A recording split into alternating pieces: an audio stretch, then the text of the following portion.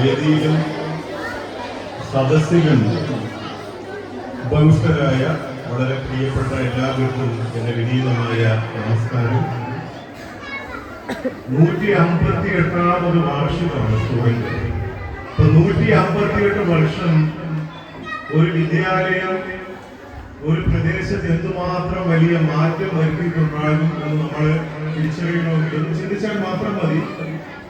158 വർഷം നമ്മുടെ മാതാപിതാക്കളെയും അവരുടെ മാതാപിതാക്കൾക്കൊക്കെ അക്ഷരത്തിന്റെ വെളിച്ചം പകർന്നു നൽകി തുടങ്ങിയ ഒരു വിദ്യാലയം ഇന്നെല്ലാ ആധുനിക സജ്ജീകരണങ്ങളുമായി ഇന്നത്തെ വലിയ വിദ്യാഭ്യാസത്തിന്റെ കോമ്പറ്റീഷനിൽ മുന്നേറാൻ വേണ്ടിയിട്ട് പരിശ്രമിച്ചുകൊണ്ടിരിക്കുന്ന ഒരു അവസ്ഥയിലാണ് നമ്മളിപ്പോൾ ഉള്ളത്. ഞാനും പഠിച്ചത് എന്റെ LP വിദ്യാഭ്യാസം എന്ന് പറയുന്നത് സെന്റ് ആന്റണീസ് LPS കൊച്ചുപുറയിലായിരുന്നു, കരിക്കുളം പഞ്ചായത്തില്. പിന്നെ പഠിച്ചത് SNDP UPS, അതും കരിക്കുളത്ത് തന്നെ. പിന്നെ നിങ്ങളുടെ നൂർജഹാൻ ടീച്ചറും ഞാനും എല്ലാം കൂടെ പൂവാർ ഗവൺമെന്റ് ഹൈസ്കൂളിൽ പഠിച്ചു. അപ്പൊ നൂർജഹാന്റെ സുഹൃത്തായതുകൊണ്ടും ഇവിടുത്തെ ഷീല ടീച്ചറിന്റെ നാട്ടുകാരനും സുഹൃത്തുമായതുകൊണ്ടാണ് ഞാനിന്ന് നിങ്ങളുടെ മുമ്പിൽ ഇത്രയും മഹത്തായ ഒരു പ്രോഗ്രാമിന്റെ ഉദ്ഘാടകനായി നിൽക്കുന്നത്. അപ്പോ ഇത് കൊച്ചുകുട്ടികളോട് എനിക്കൊന്നും പറയുന്നില്ല.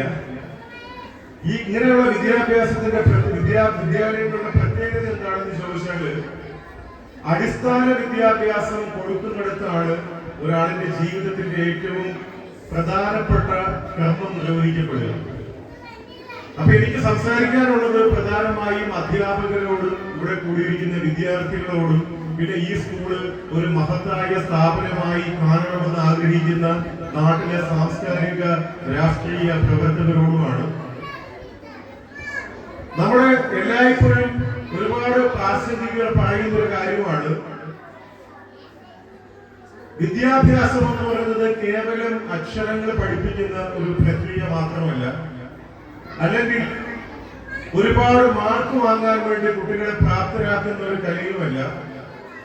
അടിസ്ഥാന ജീവിത പാഠങ്ങളും ജീവിത മൂല്യങ്ങളും കുട്ടികൾക്ക് പകർന്നു നൽകുന്നതാവണം ഒരു വിദ്യാലയത്തിന്റെ പ്രഥമമായ കടമ. ഇപ്പോൾ ടീച്ചർ എന്നെ പരിചയപ്പെടുത്തുമ്പോ എന്റെ പേരിന്റെ പ്രത്യേകതയെ കുറിച്ച് പറഞ്ഞു. അമ്മ ആദ്യം മരിച്ചപ്പോൾ ഞാൻ അമ്മയുടെ പേര് കൂടെ ചേർത്തു. അതിന്റെ പ്രിയപ്പെട്ട അച്ഛനെ മറന്നുകൊണ്ടല്ല, അത്രയേറെ സ്നേഹവും വാത്സല്യവും രണ്ടുപേരും എനിക്ക് ധാരാളമായി തന്നിരുന്നു. അപ്പോ ഒരു മനുഷ്യൻ ഏറ്റവും പ്രധാനമായി ഉണ്ടാകേണ്ടത് അവന്റെ സ്വത്വത്തെ മറക്കാതിരിക്കുക എന്നുള്ളതാണെന്ന് ഞാൻ ഉറച്ചു വിശ്വസിക്കുന്നു. നമ്മൾ ആരും വലിയ സംഭവങ്ങളും ഒന്നും അല്ല എന്നുള്ള തിരിച്ചറിവാണ് ഓരോ മനുഷ്യർക്കും ഉണ്ടാകേണ്ടത്. ഈയിടയ്ക്ക് ബഹിരാകാശ സഞ്ചാരിണിയായ ശ്രീമതി സുനിത വില്യംസ് ഇവിടുത്തെ ചില പുസ്തക ഉത്സവങ്ങളുമായി ബന്ധപ്പെട്ട് കേരളത്തിലെത്തുമ്പോൾ അവർ പറഞ്ഞ ഒരു കാര്യം അങ്ങേയറ്റം ഹൃദയസ്പർശിയായിരുന്നു. ബഹിരാകാശ പ്രകടനത്തിനുള്ളിൽ ഒരു പക്ഷി കുഞ്ഞിനെ പോലെ ഇരുന്ന മാലാഖ പരീക്ഷണങ്ങൾ നടത്തുമ്പോ അവര് കണ്ടത് ഭൂമി എന്ന ഒരു പ്ലാനറ്റിനെ മാത്രമായിരുന്നു, ഒരു ഗ്രഹത്തെ മാത്രമായിരുന്നു. അവിടെ അവർ കണ്ടത് മനുഷ്യരെ മാത്രമല്ല, ഭൂമി എന്ന ഭൂഗോളത്തിൽ മനുഷ്യരും പക്ഷി മൃഗാദികളും വൃക്ഷലതാദികളും കടലും കായലും നദികളും സർവചരാചരങ്ങളും നിറഞ്ഞ ഒരൊറ്റ ഗോളം, വൺ പ്ലാനറ്റ്. അവിടെ ഇന്ത്യയെന്നോ പാകിസ്ഥാനെന്നോ അമേരിക്കയെന്നോ യൂറോപ്പെന്നോ ആഫ്രിക്കയെന്നോ ഓസ്ട്രേലിയയെന്നോ ഉള്ള ഒരു വിവേചനമൊന്നും അവർ കണ്ടില്ല. തൊലി വെളുത്തവരെയും കറുത്തവരെയും കണ്ടില്ല. ഈ പ്ലാനറ്റിൽ അധിവസിക്കുന്ന മനുഷ്യരെ മാത്രമാണ് അവരവിടെ കണ്ടത്. വി ആർ വൺ പ്ലാനറ്റ് എന്ന് പറഞ്ഞത് ഒരു സാധാരണ കാര്യമല്ല. 608 ദിവസം ഈ ഭൂമി വിട്ട് യാത്ര ചെയ്ത് ഈ ഭൂമിയിലല്ലാതെ ജീവിച്ച ഒരു ബഹിരാകാശ സഞ്ചാരി പറഞ്ഞു, നമ്മൾ ഒരു പ്ലാനറ്റാണ്. ഇവിടുത്തെ മത്സ്യങ്ങളും ഇവിടുത്തെ ഈ അനന്തമായ ഈ പ്രപഞ്ചത്തിൽ വീണ്ടും ജീവനുള്ള മറ്റ് ഗ്രഹങ്ങൾ ഉണ്ടായേക്കാം. നമുക്കത് അറിയില്ല എന്നാണ് അവർ പറയുന്നത്. അപ്പോ നമ്മളിവിടെ ഒരു മനുഷ്യൻ പിറന്നു വീഴുമ്പോ അയാൾ വെറും ഒരു മനുഷ്യനാണ് ആദ്യം, പിന്നെയാണ് മതമാകുന്നത്, പിന്നെയാണ് രാജ്യമാകുന്നത്. അതാണ് വയനാട് പാടിയത്. പിന്നെ ഹിന്ദുവായി, മുസ്ലിമായി, ഇസ്ലാമായി, ക്രിസ്ത്യാനിയായി, കണ്ടാലറിയാതായി, ലോകം ഭ്രാന്താലയമായി എന്ന് ഞാൻ തിരിച്ചു പാടും. ഇന്ത്യ മാത്രമല്ല, ലോകത്ത് മുഴുവനും ഇന്ന് ഇന്നും ഉച്ചനീചത്വങ്ങളും അനാചാരങ്ങളും ഒക്കെ നിൽക്കുന്നു. അപ്പോ ഈ സ്വതന്ത്രമായ ലോകത്തേക്ക് പാറി പറക്കാനുള്ള നമ്മുടെ കുഞ്ഞുങ്ങളുടെ ചിറകുകൾക്ക് നമ്മൾ ബലം നൽകുമ്പോൾ നമ്മൾ അറിയേണ്ട ചില കാര്യങ്ങളുണ്ട്. ആദ്യം അവരെ ഉള്ളിൽ നിന്നും സ്വതന്ത്രരാക്കണം. റൂസോയുടെ ഒരു പ്രസിദ്ധമായ വചനമുണ്ട്, man is born free but everywhere he is in chains. മനുഷ്യൻ സ്വതന്ത്രനായാണ് ജനിച്ചത്, പക്ഷെ എല്ലായിടത്തും അയാൾ എവിടെയാണ്? ഒരു ചെയിനിൽ, എല്ലായിടത്തും ചങ്ങലകൾക്കുള്ളിലാണ്. മനുഷ്യൻ സ്വതന്ത്രനായി ജനിച്ചു, എല്ലായിടത്തും ചങ്ങലകൾക്കുള്ളിലാണ്. ജെൻഡർ ഡൈവേഴ്സിറ്റി, നീ ആണാണ്, നീ പെണ്ണാണെന്ന് പറയുന്ന ഒരു ചങ്ങല. ശാസ്ത്രീയമായി പറഞ്ഞാൽ നമ്മൾ എല്ലാ പേരും ജനിച്ചപ്പോ ആദ്യം എല്ലാ പേരും ഫീമെയിൽ ആയിരുന്നു എന്നാണ് പറയുന്നത്. പിന്നീട് വളർച്ചയുടെ വികാസ ഘട്ടത്തിലാണ് അമ്മയുടെ ഉദരത്തിൽ വെച്ച് അത് പുരുഷനായും സ്ത്രീയായും മറ്റു പലതുമായും പരിണമിക്കുന്നത്. ഈ തിരിച്ചറിവ് നമുക്ക് ആദ്യം വേണം. നമ്മളൊക്കെ വേറൊരു മനുഷ്യരാണ്. പിന്നെ അപ്പൊ ജാതിയും മതവും വർഗവും രാഷ്ട്രീയവും ഒക്കെ വേണ്ടതെന്ന് ചോദിച്ചാല് അതൊക്കെ നമ്മുടെ സ്വഭാവ രൂപീകരണത്തിന് ഉപകരിക്കുമെങ്കിൽ നല്ലതാണ്. ഒരു കുട്ടിയെ പ്രാർത്ഥിക്കാൻ പഠിപ്പിക്കണം, അത് വളരെ അത്യാവശ്യമുള്ള കാര്യമാണ്. ആ പ്രാർത്ഥന നിസ്കാരമാകാം, പള്ളിയിലെ കുർബാനയാകാം, അമ്പലത്തിലെ പൂജയാകാം. അത് പ്രാർത്ഥിക്കുമ്പോൾ നമ്മൾ അറിയേണ്ടത് നമ്മുടെ പ്രാർത്ഥന മാത്രമാണ് ശരി എന്ന് ചിന്തിക്കുന്നിടത്താണ് ഈ പ്രശ്നം വരുന്നത്. പ്രാർത്ഥിക്കണം. ഈ സവിതാവിനെ ഓം ഭൂർഭുവ സുവ തത്സവിതുർവരേണ്യം ഭർഗോ ദേവസ്യ ധീമഹി ധിയോ യോനഃ പ്രചോദയാത്. പറഞ്ഞത് സംസ്കൃതത്തിലാണെങ്കിലും അതിനകത്ത് വേറെ മതമൊന്നുമില്ല. ഈ ഭൂമിയിലും അന്തരീക്ഷത്തിലും ആകാശത്തിലും നിറഞ്ഞു നിൽക്കുന്ന ഏറ്റവും വരേണ്യനായ സവിതാവെ ധിയോ യോനഃ പ്രചോദയാത്, എന്റെ ബുദ്ധിയെ പ്രകാശിപ്പിക്കണേ എന്നാണ് അത് പാടുന്നത്. അപ്പൊ വിദ്യാലയങ്ങൾ, നമ്മുടെ വീടും വിദ്യാലയവും ഒക്കെ നമ്മുടെയും നമ്മുടെ വിദ്യാർത്ഥികളുടെയും നമ്മുടെ കുഞ്ഞുങ്ങളുടെയും ബുദ്ധിയെ പ്രകാശിപ്പിക്കണം. ഒരു മനുഷ്യൻ ഏറ്റവും സന്തോഷമായി ജീവിക്കാൻ ഏറ്റവും ആദ്യം വേണ്ടത് തിരിച്ചറിവാണ്, ബുദ്ധിയാണ്, മറ്റൊന്നുമല്ല. അതുകൊണ്ടാണ് പ്രാർത്ഥിക്കുന്നത്. എന്താണ്? പരിശുദ്ധാത്മാവേ നീ എഴുന്നള്ളി വരണമേ എന്റെ ഹൃദയത്തിൽ എന്നാണ് പ്രാർത്ഥിക്കുന്നത്. ഈശ്വരൻ എവിടെയാണ് ഉണ്ടാകേണ്ടത്? നമ്മുടെ ഹൃദയത്തിൽ ഈശ്വരൻ ഉണ്ടാകണം. അപ്പൊ തീർച്ചയായിട്ടും ഒരു മനുഷ്യൻ വളരുമ്പോൾ, ഒരു വ്യക്തി വളരുമ്പോൾ ആദ്യമായി ഉണ്ടാകേണ്ടത് സമാധാനമാണ്. എന്താണ്? സമാധാനം ഉണ്ടാകണം. ആദ്യം സമാധാനം ഉണ്ടാകണമെങ്കിൽ ആ വ്യക്തിക്ക് ആരോഗ്യം ഉണ്ടായിരിക്കണം, ആവശ്യത്തിനുള്ള ചുറ്റുപാടുകൾ ഉണ്ടായിരിക്കണം, സമാധാനപൂർണമായ ഒരു ജീവിത അന്തരീക്ഷം ഉണ്ടായിരിക്കണം. കുഞ്ഞുങ്ങളുടെ മുമ്പിൽ കിടന്ന് തല്ലുകൂടുന്ന മാതാപിതാക്കൾ കുഞ്ഞുങ്ങളുടെ മനസ്സിൽ ഉണ്ടാക്കുന്ന വിഷത്തിന് നമുക്ക് അതിരുകളില്ല. നമ്മുടെ മനുഷ്യൻ പ്രൊഡ്യൂസ് ചെയ്യുന്നത്, മനുഷ്യരെ ഏഞ്ചൽ ആകാനും പറ്റും, ഡബിൾ ആകാനും പറ്റും. കൊച്ചു കുഞ്ഞുങ്ങളുടെ മുമ്പിൽ അതിഗംഭീരമായി വഴക്കുകൂടുന്ന മാതാപിതാക്കളായിരിക്കും ഒരു പക്ഷേ ഈ ഭൂമിയിൽ ഏറ്റവും വലിയൊരു ക്രിമിനൽ കുറ്റം ചെയ്യുന്നത്. കാര്യം അത് അവരുടെ മനസ്സിനെ അത്രത്തോളം മോശമായി സ്വാധീനിക്കുന്നുണ്ട്. അപ്പോ സമാധാനമുള്ള കുട്ടികളായി വളരാൻ, ആരോഗ്യമുള്ള കുട്ടികളായി വളരാൻ, ശാരീരികാരോഗ്യവും മാനസികാരോഗ്യവും ഉള്ള കുട്ടികളായി വളരാൻ, സന്തോഷമുള്ള കുട്ടികളായി വളരാൻ, സജ്ജന സംസർഗമുള്ള കുട്ടികളായി വളരാൻ, സാമൂഹിക പ്രതിബദ്ധതയുള്ള കുഞ്ഞുങ്ങളായി വളരാനൊക്കെയാണ് അടിസ്ഥാന വിദ്യാഭ്യാസം ലക്ഷ്യമാക്കേണ്ടത്. അങ്ങനെ മാത്രമേ നമുക്ക് നമ്മുടെ സമൂഹത്തിൽ ഏറ്റവും പൗരബോധമുള്ള, സാമൂഹിക ബോധമുള്ള, സംസ്കാരമുള്ള, ശാസ്ത്രബോധമുള്ള കുഞ്ഞുങ്ങളെ, മനുഷ്യരെ നമുക്ക് ക്രിയേറ്റ് ചെയ്യാൻ പറ്റുള്ളൂ. ഒരൊറ്റ കാര്യം കൂടി പറഞ്ഞിട്ട് ഞാൻ മതിയാക്കാം.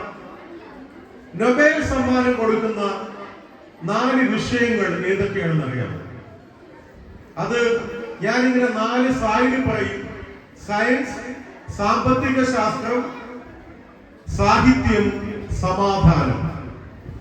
ഇത് 4ഉമാണ് ഒരു മനുഷ്യർക്ക് ഉണ്ടാകേണ്ടതെന്ന് ഞാൻ പറയും. ആദ്യമായി മനുഷ്യന് മനസ്സമാധാനം ഉണ്ടാകേണ്ടത് ഒരു സമാധാനം, പീസ്. നമ്മുടെ വീടും നമ്മുടെ പരിസരങ്ങളും നമ്മുടെ ചുറ്റുപാടുകളും സമാധാനപൂർണമല്ലെങ്കിൽ ഒരു മനുഷ്യൻ ശാസ്ത്രബോധമുള്ളവനായിട്ടോ സംസ്കാരമുള്ളവനായിട്ടോ സാമ്പത്തിക ശേഷി ഉള്ളവനായിട്ടോ പ്രത്യേകിച്ച് കാര്യമൊന്നുമില്ല. കാര്യം സമാധാനമില്ല ജീവിക്കാൻ. എല്ലാം ഉണ്ട്, എന്തില്ല? സമാധാനമില്ല. അപ്പൊ ആദ്യം ഉണ്ടാകേണ്ടത് സമാധാനമാണ്. പിന്നെ തീർച്ചയായിട്ടും ഉണ്ടാകേണ്ടത് സാമ്പത്തികമാണ്. ഒരു മനുഷ്യൻ ഏറ്റവും അധികം ദുഃഖിക്കുന്നത് പ്രധാനമായിട്ടും ജീവിക്കാൻ ആവശ്യമുള്ള സമ്പത്തില്ലാതാകുമ്പോഴാണ്. അപ്പൊ സമ്പത്ത് ഉണ്ടാവുക എന്ന് വെച്ചാൽ എല്ലാവരും കോടീശ്വരന്മാരാവുകയൊന്നുമല്ല. നമുക്ക് ആവശ്യമുള്ള കാര്യങ്ങൾ നിർവഹിക്കാനുള്ള സമ്പത്ത് ഉണ്ടാക്കാൻ വേണ്ടിയിട്ടുള്ള ഒരു സാമ്പത്തിക അച്ചടക്കം ഒരുപക്ഷെ നമ്മുടെ വിദ്യാർത്ഥികളെ ആദ്യമേ പഠിപ്പിക്കണം. ഒരു കുഞ്ഞ് പോക്കറ്റ് മണി കൊടുത്താൽ പോലും ഒരു അക്കൗണ്ടബിലിറ്റി ഉള്ള കുഞ്ഞായി വളരാനുള്ള ഒരു വിദ്യാഭ്യാസം നമ്മുടെ കുട്ടികൾക്ക് ആദ്യമേ കൊടുക്കണം. 10 രൂപ മിഠായി വാങ്ങിക്കാൻ കൊടുത്താൽ പോലും അത് എത്ര രൂപ മിഠായി വാങ്ങിച്ചു, അത് കടയിൽ കൊടുത്തിട്ട് എത്ര ബാക്കി വാങ്ങി, ആ ബാക്കി നീ എന്ത് ചെയ്തു എന്ന് ചോദിക്കാനുള്ള ഒരു സംസ്കാരം നമ്മൾ ഉണ്ടാക്കണം. ഒരു സാമ്പത്തിക അച്ചടക്കമുള്ളവർക്ക് മാത്രമേ സാമ്പത്തിക ഭദ്രത ഉണ്ടാവൂ. പിന്നെ തീർച്ചയായിട്ടും വേണ്ടത് ശാസ്ത്രബോധമാണ്. അന്ധവിശ്വാസ ജടിലമായ ഒരു സമൂഹത്തിൽ കുട്ടികളെ തള്ളിവിടരുത്. എന്ത് കാര്യം പറയുമ്പോഴും അത് ശാസ്ത്രീയമായി ശരിയാണോ, അത് യുക്തിസഹമാണോ എന്ന് പരിശോധിക്കാൻ കുട്ടികളെ പഠിപ്പിക്കണം. അനാവശ്യമായി പേടിപ്പെടുത്തുന്ന പ്രേത കഥകളും ആവശ്യമില്ലാത്ത ജാതിമത ചിന്തകളും ഒന്നും കുട്ടികളുടെ തലയിൽ അടിച്ചേൽപ്പിച്ച് നശിപ്പിക്കരുത്. ഒരു അപേക്ഷയാണ്. ഞാൻ പറഞ്ഞു, മനുഷ്യൻ സ്വതന്ത്രനായാണ് ജനിച്ചത്. പിന്നെയാണ് അവൻ ഭാരതീയനായതും ചൈനക്കാരനായാലും പാകിസ്ഥാനിയൊക്കെ ആയത്. ആദ്യം സുനിത വില്യംസ് പറഞ്ഞതുപോലെ നമ്മളെല്ലാവരും ഈ പ്ലാനറ്റിൽ ഒരു മനുഷ്യ ജീവിയായിട്ടാണ് ജനിച്ചത്. പിന്നെ എങ്ങനെയാണ് നല്ല സംസ്കാരം ഉണ്ടാകുന്നത്? അതുകൊണ്ടാണ് സാഹിത്യത്തിന് നൊബേൽ സമ്മാനം കൊടുക്കുന്നത്. നല്ല സാഹിത്യത്തിലൂടെയാണ് നല്ല സംസ്കാരം ഉണ്ടാകുന്നത്.